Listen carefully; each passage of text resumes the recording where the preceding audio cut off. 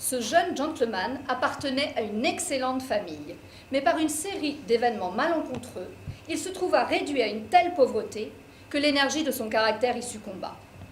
Cela ne fait pas l'ombre d'un doute, Dupin. Voilà qui passe mon intelligence. Je vous avoue, sans embâche, que j'en suis stupéfiée et que j'en peux à peine croire mes sens. Comment a-t-il pu se faire que vous ayez deviné que je pensais à... À Chantilly, pourquoi vous interrompre? Vous faisiez en vous-même la remarque que sa petite taille le rendait impropre à la tragédie.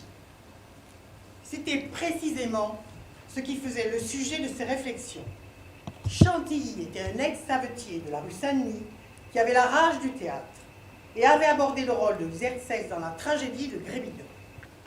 Ce matin, vers 3 heures, les habitants du quartier Saint-Roch furent réveillés par une suite de cris effrayants qui semblaient venir du 4e étage d'une maison de la rue Morgue, que l'on savait occupée en totalité par une dame, l'Espanais et sa fille, mademoiselle Camille l'Espanais. Après quelques retards causés par des efforts infructueux pour se faire ouvrir à l'amiable, la grande porte fut forcée avec une pince et 8 ou 10 voisins entrèrent, accompagnés de 2 gendarmes. Qui semblaient se disputer violemment et venir de la partie supérieure de la maison. Quand on arriva au second palier, ces bruits avaient également cessé, et tout était parfaitement tranquille. Les voisins se répandirent de chambre en chambre, arrivaient à une vaste pièce située sur le derrière, au 4e étage, et dont on força la porte qui était fermée avec la clé en dedans. Ils se trouvèrent en face d'un spectacle qui frappa tous les assistants d'une terreur non moins grande que leur étonnement. On en tira le corps de la demoiselle, la tête en bas, qui avait été introduit de force et poussé par l'étroite ouverture jusqu'à une distance assez considérable. Le corps était tout chaud.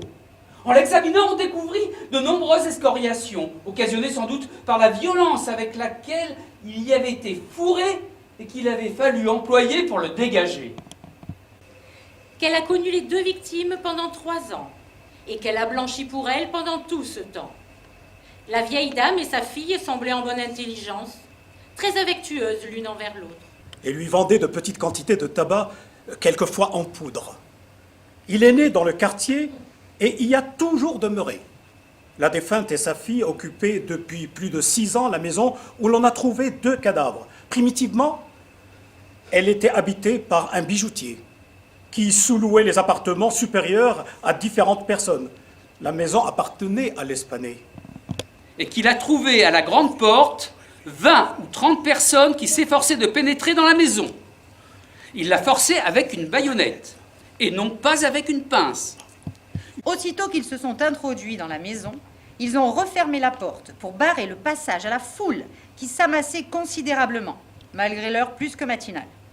La voix aiguë, à en croire le témoin, était une voix d'Italien. À coup sûr, ce n'était pas une voix française. Il ne sait pas au juste si c'était une voix de femme. Cependant, cela pourrait bien être. Well, I feel much cleaner after it rains. Ce fut seulement après que le journal eut annoncé l'emprisonnement de Lebon qu'il me demanda quelle opinion j'avais relativement à ce double meurtre.